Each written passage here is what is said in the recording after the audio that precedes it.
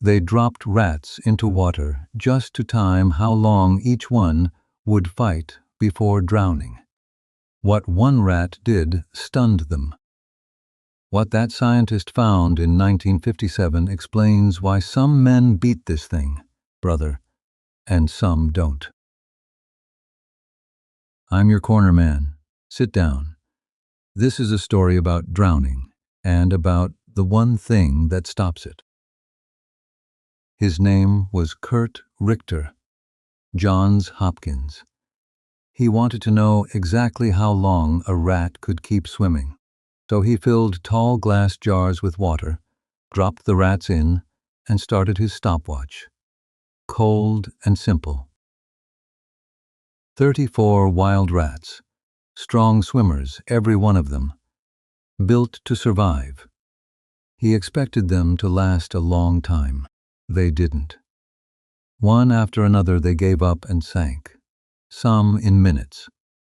One quit just 2 minutes in. Strong rats, deep water, dead in minutes. It made no sense.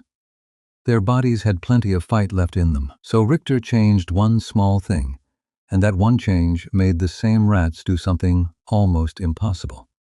Stay with me. This time, right before a rat gave up and went under, he reached in and lifted it out. He held it, dried it off, let it breathe, let it feel solid ground under its feet again. Then he put it right back in the same water, same jar, same cold, and he watched. That rat should have quit in minutes like the others. The water hadn't changed, the cold hadn't changed, nothing had. But it didn't quit. It swam, and it kept swimming, long past the point every other rat had drowned. Not minutes, hours.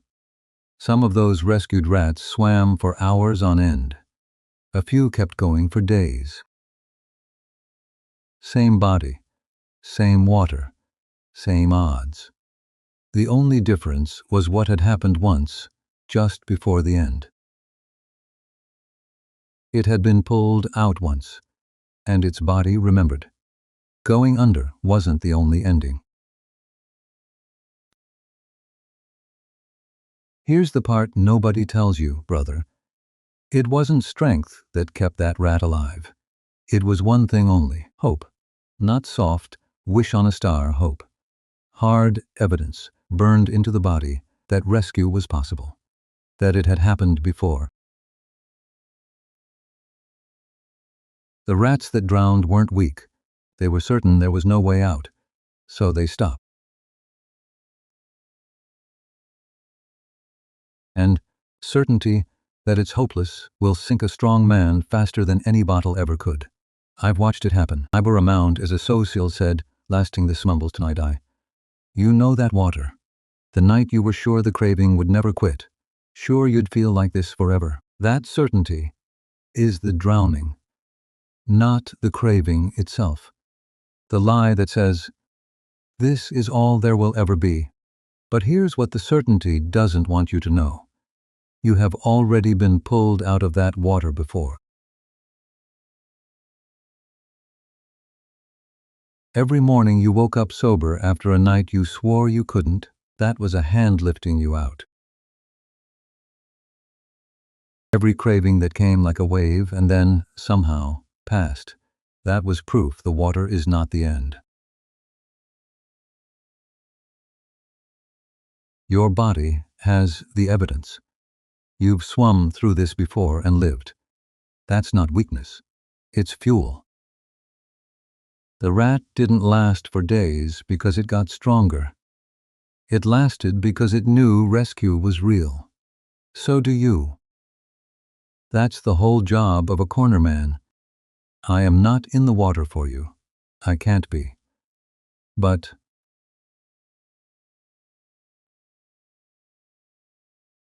I'm the voice on the edge saying you've been pulled out before and you will be pulled out again. So, when the water closes over you tonight, don't ask if you're strong enough. You already have the evidence.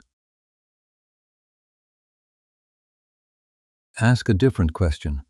How many times have I already survived the thing I swore would finish me? Count them. That number is your 60 hours, brother. That's the reason your arms keep moving when your head says stop.